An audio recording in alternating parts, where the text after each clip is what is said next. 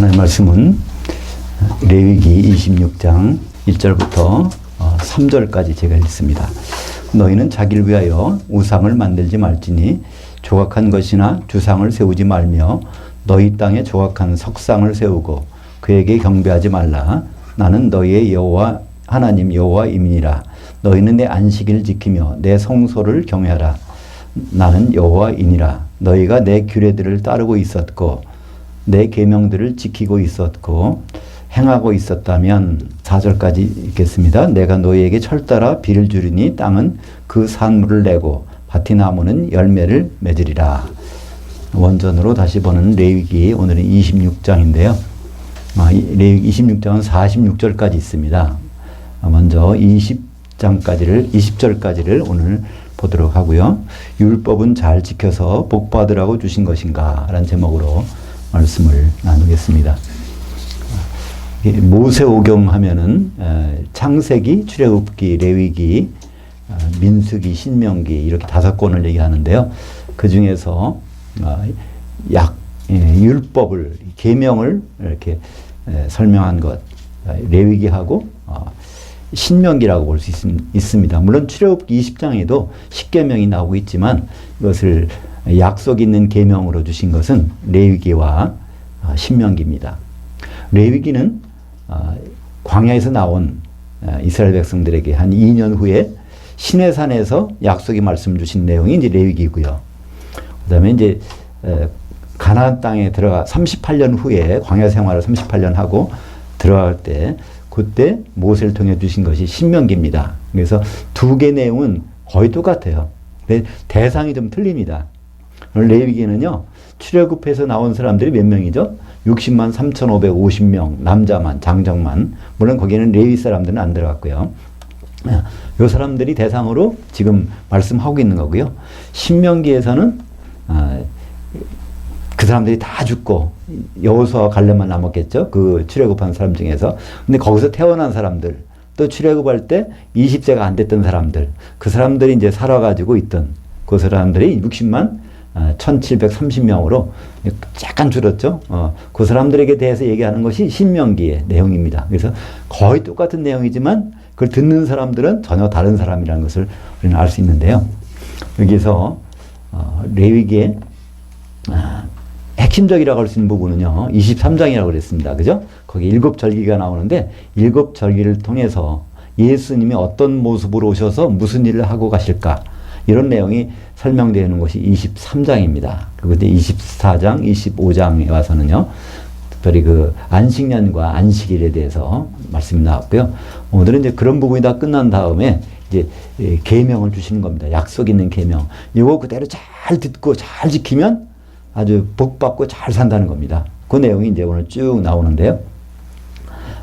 특별히 3절에 보니까 너희가 내 규례들을 따르고 있었고 내 계명들을 지키고 있었고 행하였다면, 제가 일부러 거기다 있었고를 넣은 것은 거기에 이게 미완료라고 하는 형태가 나와서 그렇습니다. 이 히브리 말은요, 우리하고 현재, 과거, 미래 이런 식으로 나누는 것이 아니라 완료냐 미완료냐로 어떤 동작을 일단 표현합니다. 그래서 미완료라고 하는 것은 먼저 완료부터 설명드리면, 완료는 그 동작이 거기서 끝난 거예요. 완성된 겁니다. 근데 미완료라는 것은 그것이 끝나지 않은 거예요. 그렇다면 미완료는 두 종류가 있습니다. 과거에 쭉 진행하고 있었던 거, 아니 끝나지는 않은, 과거에 진행하고 있, 그러니까 과거 진행형, 아니면 앞으로 일어날 일, 미래, 이거는 미완료입니다. 그래서 미완료가 딱 나오면 이건 현재가 아니다, 이렇게 생각하시면 됩니다. 그죠? 현재는 분명히 아니야. 그러면 이 과거에 있었던 일인가, 앞으로 될 일인가. 그래서 여기서는 하나님의 규례를 잘 따르고 있었고 그걸 지키고 있다는 것은 그건 과거에 그렇게 해왔으면 내가 복을 주시겠다는 얘기지, 앞으로 할 거를 미래 일은 아니겠죠. 그죠? 미래를 이렇게 한다면 지금 복을 주겠다는 얘기가 아니라 어느 시점에서 니들이 잘 해왔어? 그렇다면 복을 줘야지.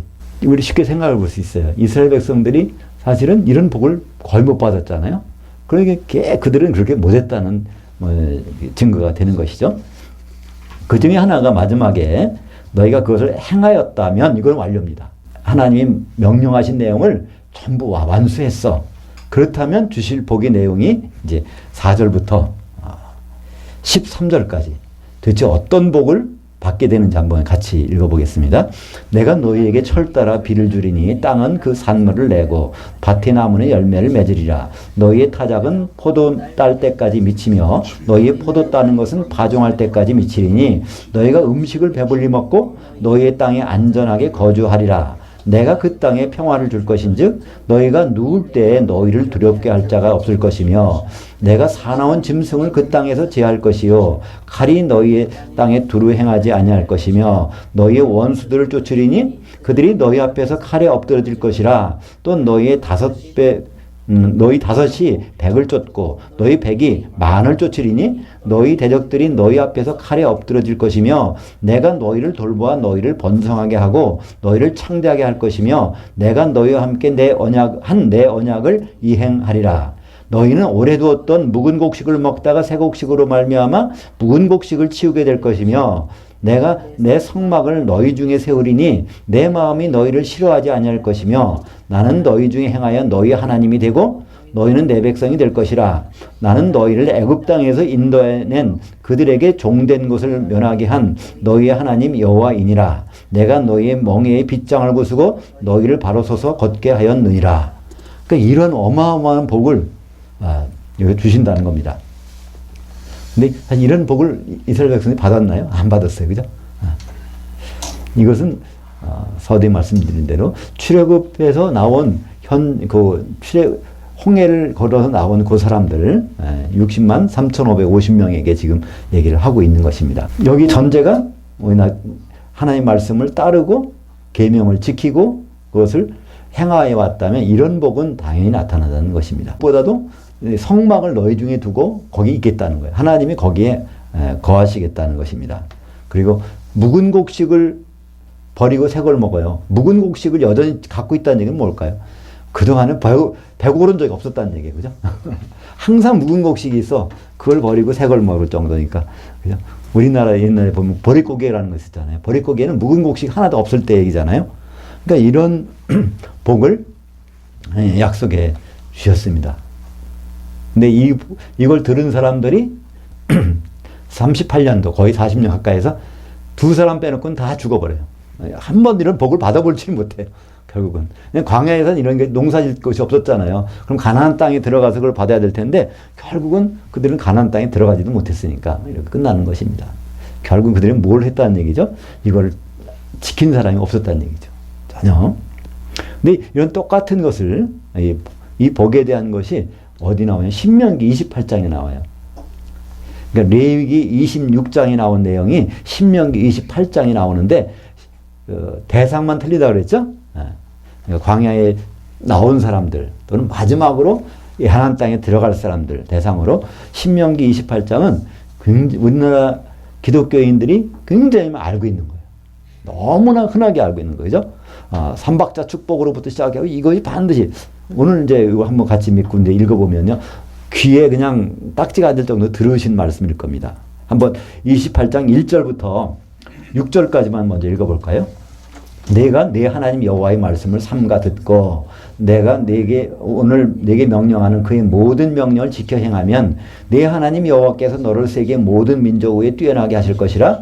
내가 내 하나님 여호와의 말씀을 청종하면 이 모든 복이 내게 임하여 내게 이르리니 성읍에서도 복을 받고 들에서도 복을 받을 것이며 내 몸의 자녀와 내 토지의 소산과 내 짐승의 새끼와 소와 양의 새끼가 복을 받을 것이며 내 광조리와 떡반죽 그릇이 복을 받을 것이며 내가 들어와도 복을 받고 나가도 복을 받을 것이니라. 이거 많이 들어보셨죠? 네. 이게 근데 전제 조건이 뭐예요? 말씀을 삼각 귀로 듣고 그것을 모든 명령을 지켜 행하는 모든 명령이라는 100% 하나도 빠짐없이 다 지켜서 행한다면 이렇게 하시겠다는 거예요. 그러니까 이렇게 복 받는다는 것을 좋아할 것이 아니라 그럼 그 모든 명령을 내가 지킬 수 있을까? 그걸 생각해야 되는데 사람들은 그거보다는 복 주신 하나님 이거 생각한단 말이에요. 그죠? 우리가 자꾸 애누리가 있으니까 우리는 다 한다고 하면 그냥 빠질 수 있잖아요. 근데 하나님은 그렇지 않거든요. 모든 명령 중에 한 개만 빠뜨려도 이거는 지키지 않은 거란 말이죠. 그러면 7절부터 10절까지 한번 읽어보시죠. 같이 또. 여호와께서 너를 대적하기 위해 일어난 적군들을 내 앞에서 패하게 하시리라. 그들이 한 길로 너희를 치러 들어왔으나 내 앞에서 7길로 도망하리라. 여호와께서 명령하사 내 창고와 내 손으로 하는 모든 일에 복을 내리시고 내 하나님 여호와께서 내게 주시는 땅에서 내게 복을 주실 것이며 여호와께서 내게 맹세하신 대로 너를 세워 자기의 성민이 되게 하시리니 이는 내가 내 하나님 여호와의 명령을 지켜 그 길로 행할 것임이니라. 땅의 모든 백성이 여호와의 이름이 너를 위하여 불리는 것을 보고 너를 두려워하리라. 이거 얼마나 좋아요? 한번 마지막으로 이 복에 대한 내용은요. 28장이 14절까지입니다. 11절부터 14절까지 한번 보죠. 여호와께서 내게 주리라고 내 조상들에게 맹세하신 땅에서 내게 복을 주사 내 몸의 소생과 가축의 새끼와 토지의 소산을 많게 하시며 여호와께서 너를 위하여 하늘들의 아름다운 보고를 여시사 내 땅에 때를 따라 비를 내리시고 내 손으로 하는 모든 일에 복을 주시리니 내가 많은 민족에게 꾸어줄 줄라도 너는 꾸지 아니할 것이요 여호와께서 너는 머리가 되고 꼬리가 되지 않게 하시며 위에만 있고 아래에 있지 않게 하시리니 오직 너는 내가 오늘 내게 명령하는 내 하나님 여호와의 명령을 듣고 지켜 행하며 내가 오늘 너에게 명령하는 그 말씀을 떠나 좌로나 우로나 치우치지 아니하고 다른 신을 따라 섬기지 아니하면 이와 같으리라. 이거 분명해요. 이거 하나도 이거를 위반하지 아니하면 이것도 그대로 주신다는 거예요. 근데 우리는 그냥 나가도 못 받고 들어가도 못 받고 떡반죽 그릇이 못 받고 가축의 우양이 새끼가 못 받고 그런 머리가 되고 꼬리가 되지 않고 그죠? 한 길로 원수들이 쫓아왔다 한 길로 왔다 7길로 도망가고 우리는 이것만 기억하죠. 여기에 전제 조건에 대해서는 별로 관심이 없단 말이죠. 아마도 신명기 이제 레위기 26장은 46절까지 있는데요. 신명기 28장은 길어요. 몇 절까지 있는지 아세요? 68절까지 있어요. 근데 정확히 말하면 신명기 29장 1절이 사실은 그 28절에 들어가야 돼요. 근데 우리 이제 분류상 그것이 빠져나갔는데 그러니까 하여튼 14절까지는 복에 대한 얘기예요. 레위기는 26장은 1절부터 46절까지인데 신명기는 28장은 1절부터 68절. 근데 이제 그러니까 그 다음 장에 있는 것까지는 69절까지 있는 거예요. 여하튼 신명기에서 복은 어디까지 있다고요? 1절부터 14절까지는 복이고요. 15절부터 68절까지는 이건 저주예요. 율법 한 개라도 어긴다면 저주받는다는 거예요. 이게 몇 배입니까? 거의 4배잖아요. 그죠? 4배.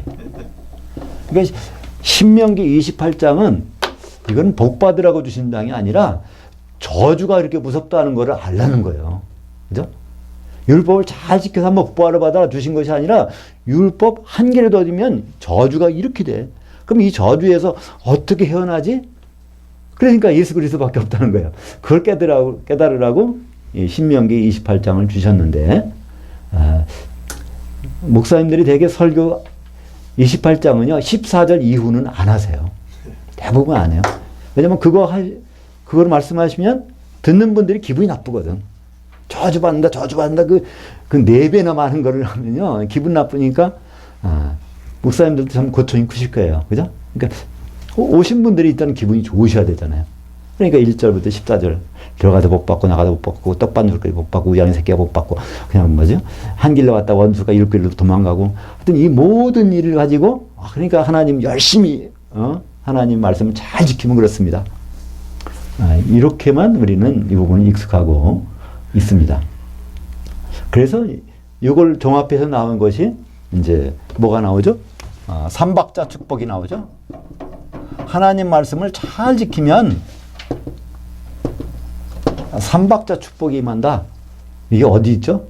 요한 3서 1장 2절 한번 볼까요?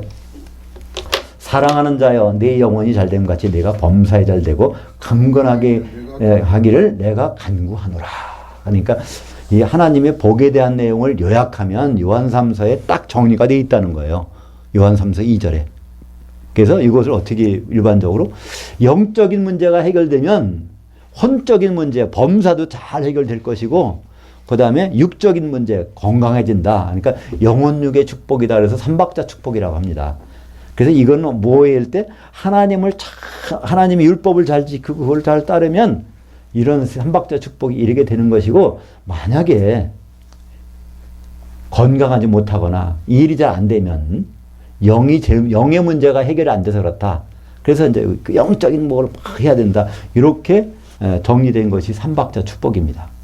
근데 사실은요, 요한 3서 이거는요, 복음의 내용이 아닙니다. 요한 3서는요, 수신자가 정해져 있어요. 사도 요한이 자기 친구인 가이오에게 전하는 어떤 위로의 편지예요.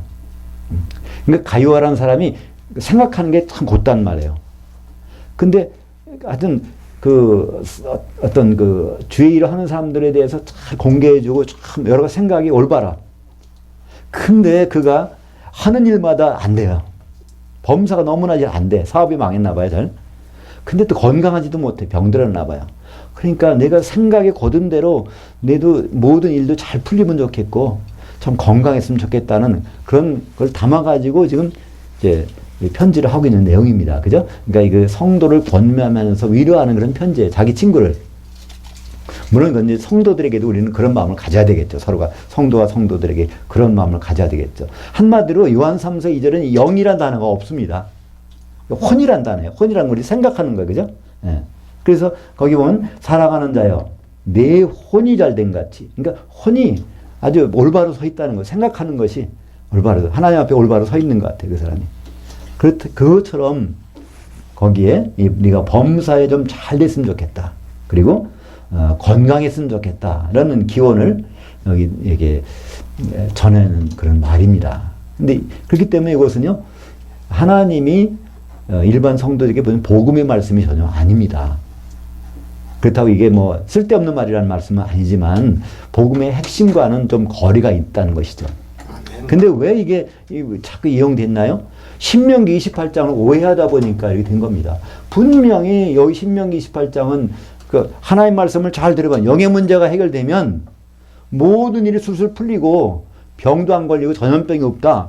이걸 한 내용이 바로 신명기 28장 14절에 1절부터 14절 내용 아닙니까?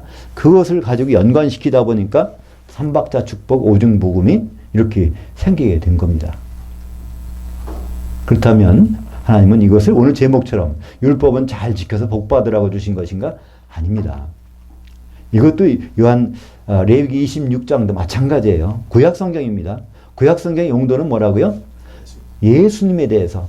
예수님 없이는 소망이 없다. 가망이 없다. 이거 하다 보면 결국은 하나님 나 이거 못하겠습니다. 이런 얘기가 나온다는 거예요. 그래서 예수님을 찾게 만들어 주려고 이런 율법과 계명을 이렇게 주셨는데 우리는 주신 거 가지고 문제 풀어보려고 그러니까 자꾸만 막히는 것이죠. 레위기도 그래서 마찬가지로요. 1절부터 이제 13절까지는 복 받는 내용이에요. 이거를 다 지키면, 어김없이 다 지키면. 근데 14절부터요. 20절까지 이후도 마찬가지지만 여기는 그렇지 아니하면 어떤 일이 벌어지는가 이걸 나타내는 것인데요. 우선 14절부터 15절까지 같이 읽어보겠습니다. 그러나 너희가 내게 청종하지 아니하고 있었으며 이 모든 명령들을 준행하지 아니하고 있었으며 내 규례들을 멸시하고 있었으며 마음에 법도를 싫어하고 있어서 내 모든 계명들을 준행하지 아니하며 내 언약들을 배반하고 있었을진데 이렇게 쭉 과거 진행형으로 해왔다고 하면 분명히 어떤 일이 나타나냐면 16절부터 20절까지를 나타난다는 것입니다. 무슨 일이 나타나는가 한번 볼까요? 내가 이같이 너에게 행하리니 곧 내가 너희에게 놀라운 재앙을 내려 폐병과 열병으로 너희 눈이 어둡고 생명이 쇠약하게 할 것이요 너희가 파종한 것은 헛되리니 너희 대적이 그것을 먹을 것이며 내가 너희를 치리니 너희가 너희에게 대적에게 패할 것이요 너희를 미워하는 자가 너희를 다스릴 것이며 너희를 쫓는 자가 없어도 도망하리라. 또 만일 너희가 그렇게까지 되어도 내게 청종하지 아니하면 너희 죄로 말미암아 너희를 7배나 더 징벌하리라. 내가 너희의 세력으로 말미암은 교만을 꺾고 너희 하늘들의 철과 같이 하여 너희 땅을 놋과 같게 하리니 너희의 수고가 헛될지라. 땅은 그 산물을 내지 아니하고 땅의 산물은 그 열매를 맺지 아니하리라. 그래서 하나님의 말씀 다 지키면 형통한데 그렇지 않다면 한 가지를 안 지킨다면 이런 일이 반드시 일어나게 되리라. 이거를 여호와 하나님 자기 이름을 걸고 하신 말씀이에요. 그렇다면 이런 일들이 벌어지고 있다. 아, 이 일이 참 안 되고 있어. 그것도 이게 우연이 아니라는 거예요. 그죠?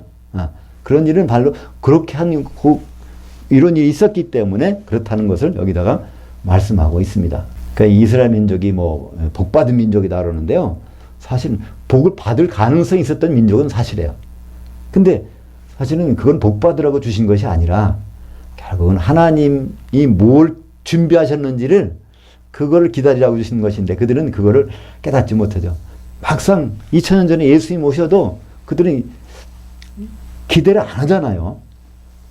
동방 박사들이 와가지고 물어봐도 그래 성경 딱 보니까 베들레헴에서 태어나신다고 해도 그들은 거기 가보질 않아요. 메시아가 필요 없다는 거예요. 자기들 생각하는 메시아는 그게 아니라는 거예요.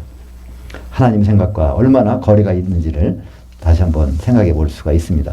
바로 신명기 28장 15절부터 시작되는 저주를 한번 볼까요? 똑같지 않은가? 15절부터 18절까지 19절까지 한번 읽어보죠.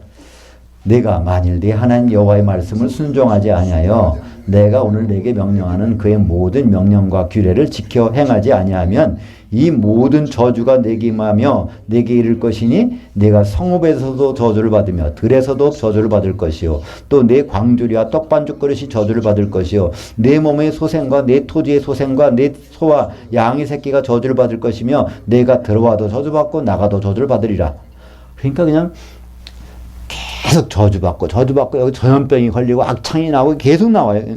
너무나 많아고 여기다 옮길 수가 없어서 이 지면이 부족해지니까 중간중간 잘라가지고 옮겼는데도 이렇게 돼요. 그래서 68절까지 보면 다 저주야. 그러니까 하나님 말씀을 조금이라도 어기면 이렇게 저주받는데 이스라엘 민족이 그럼 복받는 민족인가요? 아니요. 이것을 해야만이 하나님의 말씀을 100% 순종하고 따라야만이 이런 것이 이제 복이지 그렇지 않으면 이 저주가 나온다는 것입니다. 신명기 28장 58절에 가도 그래요. 이 율법의 모든 말씀을 지켜 행하지 않으면 이렇게 된다는 거예요. 이 가능성이 불가능한 거잖아요. 율법의 그 모든 말씀을 그러니까 그걸 정리하는 사람이 몇 개 뭐라고 그래요? 정리해 놓은 사람이 613개의 계명이 있다는 거예요. 612개를 지키고 613번째를 안 지켜도 이거는 똑같은 거예요. 모든 걸 안 지킨 거니까. 거기에서 살아날 사람이 어디 있겠어요? 100% 저주밖에 없는 거죠. 그죠? 그렇다면 왜 저주를 받게 하실까요? 다른 길이 열어놨으니까 제발 좀 그쪽으로 가라는 것입니다. 그러니까 예수님 그러잖아요. 나로 말미암고는 아버지께로 올 자가 없느냐. 길은 딱 하나밖에 안 만들어놨다는 거예요. 뭐 다른 종교 불교나 뭐 가톨릭이나 뭐나 여러 가지 종점은 똑같다. 이게 아니라는 거예요. 그죠? 그래서 그거를 제시하셨는데 유대인도 관심이 없었고요. 지금 오늘날 우리 성도님들도 사실은 그분의 목적지는 관심이 없잖아요. 성경에 나타난 그분의 목표가 뭡니까? 정리 딱 나오잖아요. 그죠? 그냥 성경 전체를 읽을 필요도 없어요. 그 중에서 알맹이 딱 큰 비밀을 찾아내면 돼요. 에베소서 5장 31절에 보니까 남자가 후 부모를 떠나 아내와 합해서 한 몸을 이룰지니라고 하는 창세기 2장 24절 말씀은 큰 비밀이라는 거예요. 이 비밀이 크도다 그리스도와 교회가 한 몸 되는 것을 말하는 것이니라. 그러니까 성경에 전체 나온 하나님의 뜻은 그거예요. 여기에 내가 선한 역할을 했느냐 그렇지 않으면 그렇지 않은 역할을 했느냐에 따라 하나님은 구분하시겠다는 겁니다. 그죠? 그것이 우리가 성도들에게 지금 주어진 일이란 말이에요. 구약의 사람들은요, 그 결혼에 관계없는 사람들이에요. 그 사람들은 나중에 신부 속에 들어가면 돼, 그죠? 새 예루살렘 속에 입성만 하면 되는 사람들이니까. 근데 우리는 그게 아니란 말이에요. 우리는 결혼을 앞두고 있는 사람들이에요. 그들과는 추구하는 것이 전혀 다르단 말이에요. 그죠? 그러니까 구약에 그 사람은 10계명을 지키고 11조하고 뭐하고 그것이니까 우리도 한번 따라가 보자. 이거는 전혀 핀트가 안 맞는 얘기예요. 그죠? 그들에게 주어진 율법과 우리에게 할 계명은 완전히 구분된 거라는 것을 성경은 말씀하고 있습니다. 그러니까 결국은 신명기 28장 그 마지막 부분에 마지막 68절 볼까요? 여호와께서 너를 애굽으로 끌어가실 것이라 거기서 너희가 너희 몸을 적군에게 남녀 종으로 팔려고 하나 너희를 살 자가 없으리라. 그러니까 애굽에서 세상에서 데리고 왔잖아요. 근데 결국은 세상에다 버리겠다는 거예요. 버려도 아무도 관심도 안 갖는다는 거예요. 그럼 요한계시록의 내용이 그렇잖아요. 그죠? 거기서 음료를 그냥 짐승이 태우고 막 타고 다녀. 나중에는 그 짐승이 음료를 버려버리잖아요. 그죠? 완전히 큰성 바벨론이 이게 던져져 버리는 거예요. 그죠? 음료가.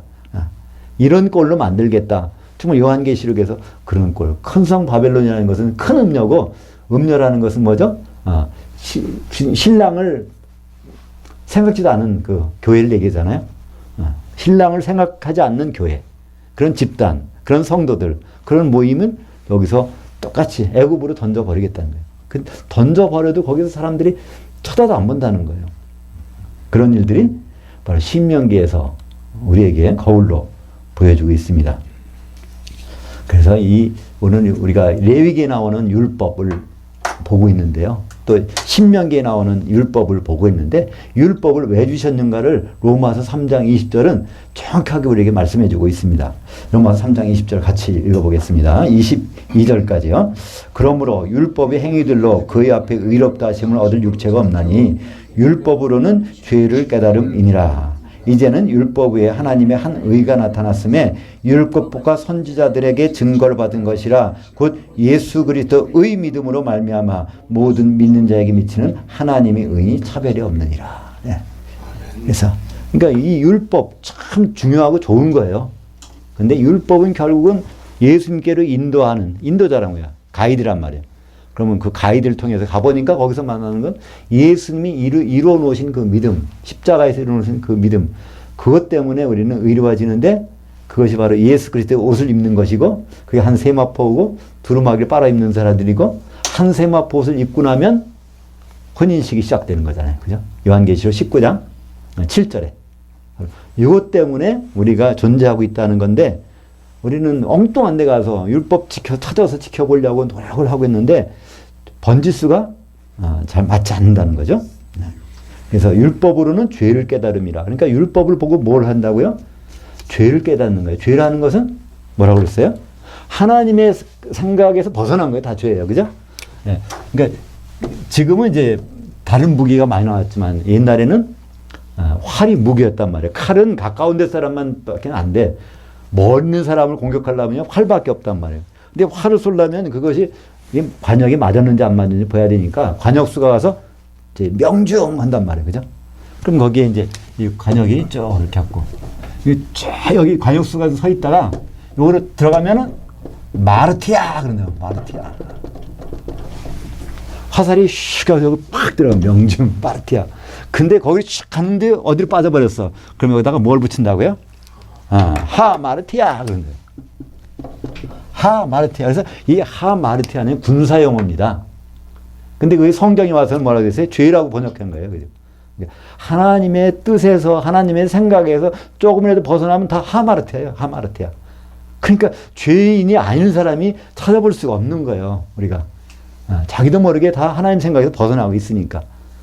그런 걸 해결해 주실 유일한 길이 바로 예수 그리스도. 그분이 죄를 다 담당해서. 십자가에는요, 그분이 다 죄를 짊어진 거예요. 왜 그렇죠? 그분은 죄가 없는 분인데 십자가 달리셨어. 십자가 달리셨다는 얘기는 죄인만 달리시잖아요. 그러면 누구 죄가? 바로 그분이 아닌 죄가 해결됐다는 거잖아요. 그죠? 하마르티아가 어디서 해결된 거예요. 십자가 지시면서. 그게 해결된 유일한 이유는 그분의 죄가 없었기 때문에, 의로운 분이기 때문에 바로 해결돼서 우리도 이제 의로워진다는 것이죠. 그래서 로마서에도 율법과 선지자들에게 증거를 받은 것이라. 구약 성경에 다 그걸 해놨다는 거예요. 구약 성경 계속해서 이거 지켜봐라, 지켜봐라, 지켜봐라. 다 못 지키는 거예요. 죄 덩어리에. 근데 해결된 거는 바로 그리스도의 믿음. 그분이 설득당해서 이루신 거. 하나님이신데 설득당해서. 어떻게 설득당했죠? 창세기 3장 22절에 우리 중 하나는 선악을 경험해야 된다는 거예요. 성부, 성자, 성령 중에서 죽고 부활하려면 사람이 돼야 되잖아요. 피를 흘려야 되니까. 그것을 설득당하셨어요. 그분이. 그래서 하나님이신데 빌립보서 나오죠? 2장 6절에서 8절에 원래 그분은 하나님이시지만 하나님과 동등되면 그 자리에 있지 않고 사람을 대가지고 오셔서 죽기까지 복종하시 십자가에 죽으셨다. 그러잖아요. 그죠? 그것이 바로 그분이 설득당하신 거고요. 그분이 믿음입니다. 그래서 히브리서 12장 2절은요. 믿음의 창시자요 믿음의 종결자이신 예수를 바라보자는 거예요.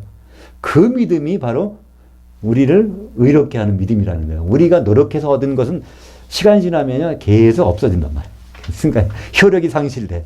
근데 그분의 믿음은 이거는 효력이 상실될 리가 붙잡고만 있으면 되는 거예요. 우리가 그분의 믿음을.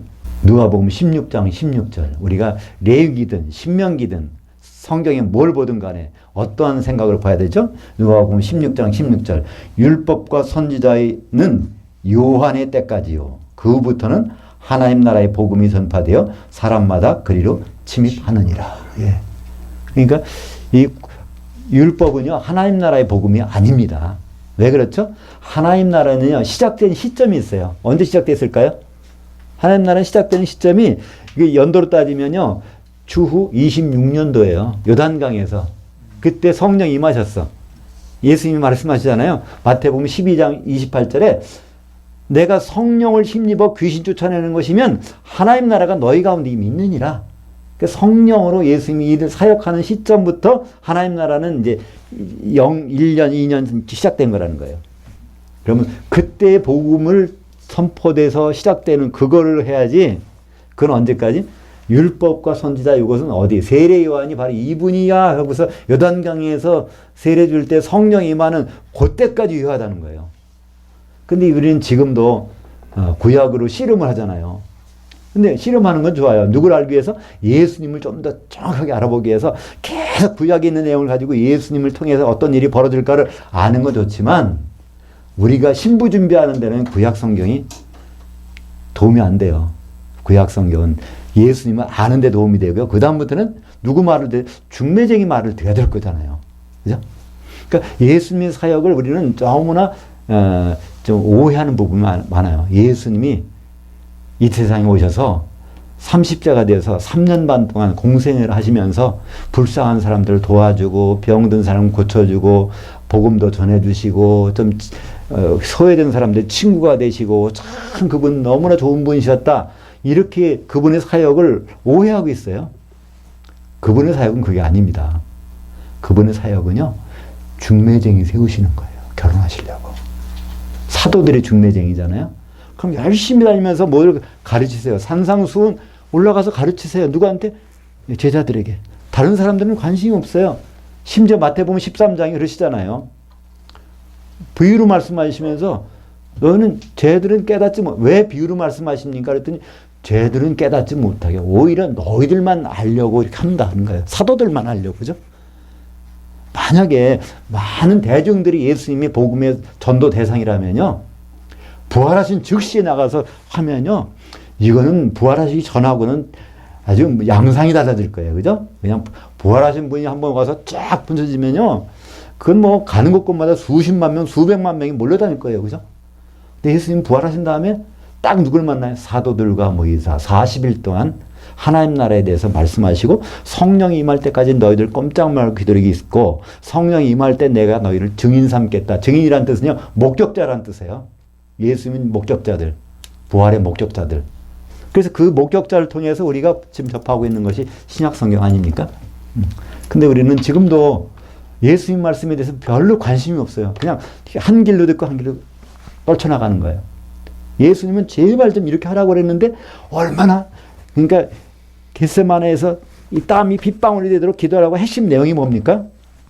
요한복음 17장 20절과 21절에 보면요, 내가 기도하는 거는 요 사람들, 이 사도들만 위해서 기도하는 것이 아니라 이 사도들의 말을 듣고, 신약성경이죠, 나를 향하여 믿어서 한 몸 되게 할, 하나 되게 할 그 사람들을 위함이니, 그래서 아예 정해주셨어요.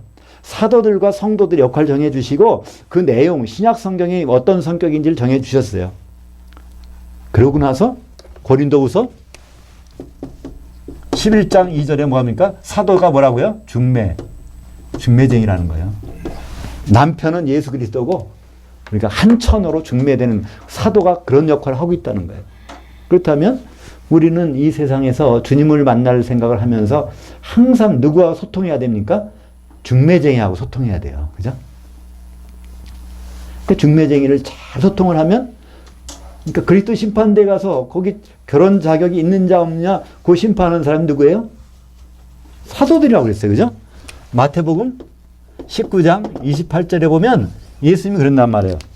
바로 세상이 새롭게 돼서 인자가 영광의 보좌에 앉을 때 나를 따르던 너희도 12보좌에 앉아서 이스라엘 12지파를 심판하리라. 그 성도들이 결혼 자격이 있는지 없는지를 거기서 가리는데 그 사람들도 사도돼요. 왜죠? 중매쟁이니까.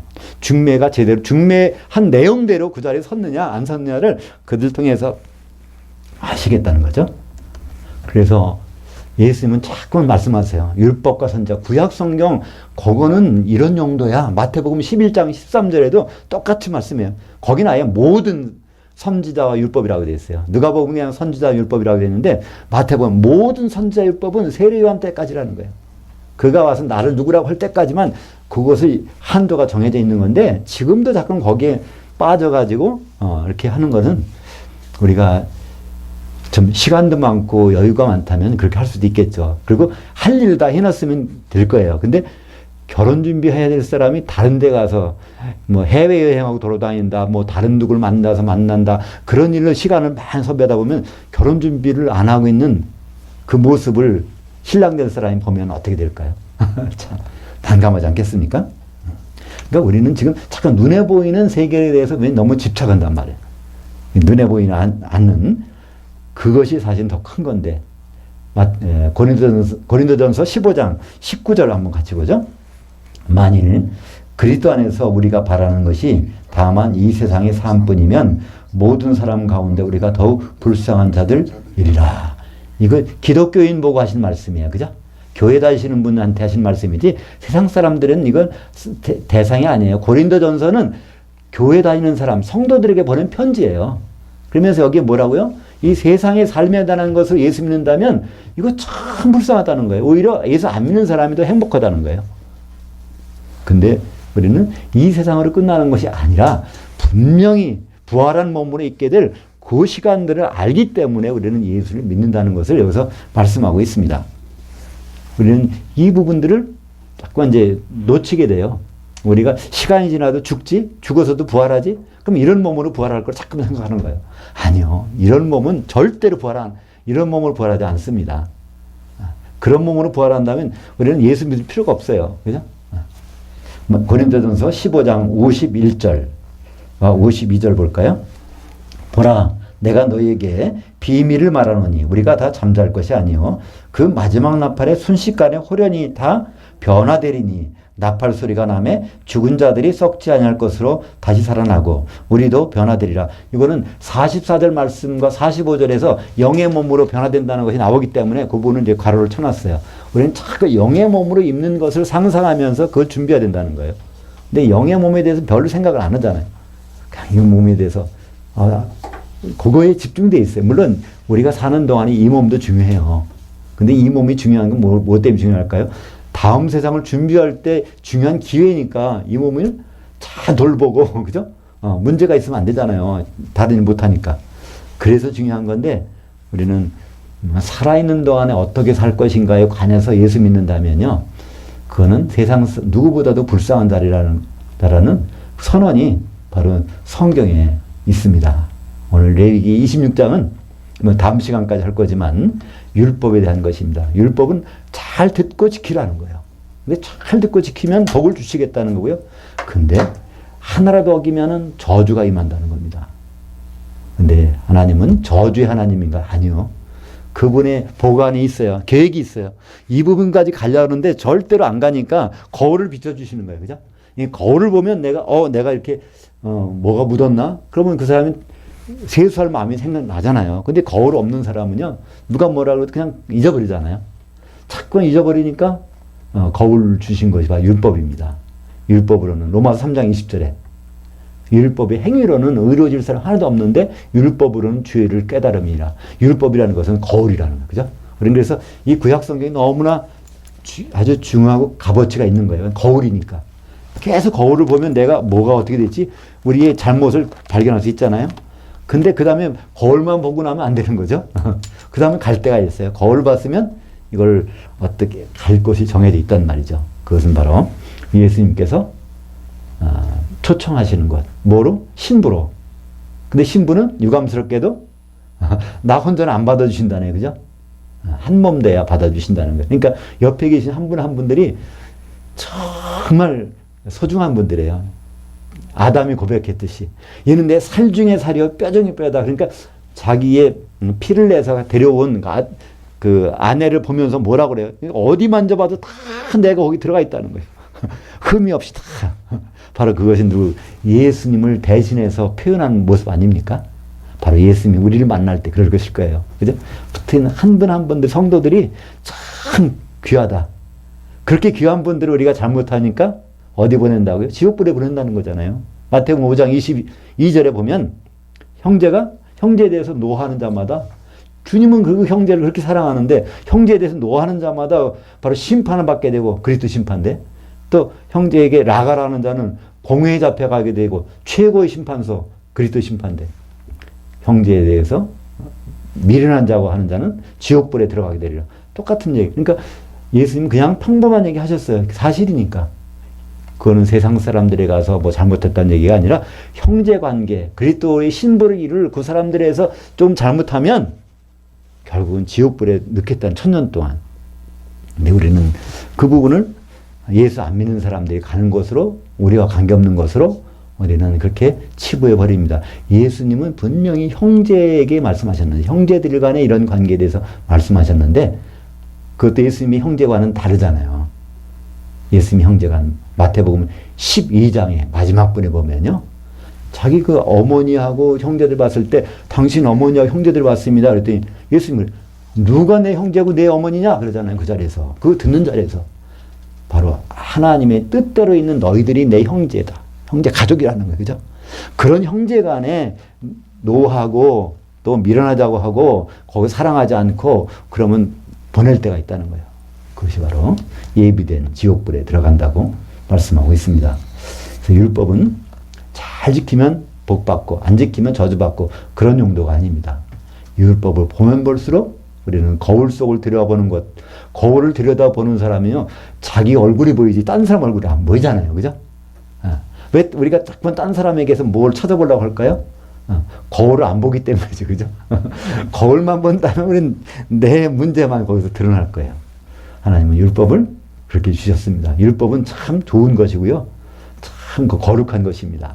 그러나 율법의 용도는 예수님께로 인도하는 것입니다. 그래서 예수님이 이뤄놓으신 것 속에서 우리가 그분이 할 일정, 결혼식, 그분까지, 거기까지 가는 것, 주님은 우리에게 그것을 바라고 계십니다. 기도하겠습니다. 하나님 아버지, 감사합니다.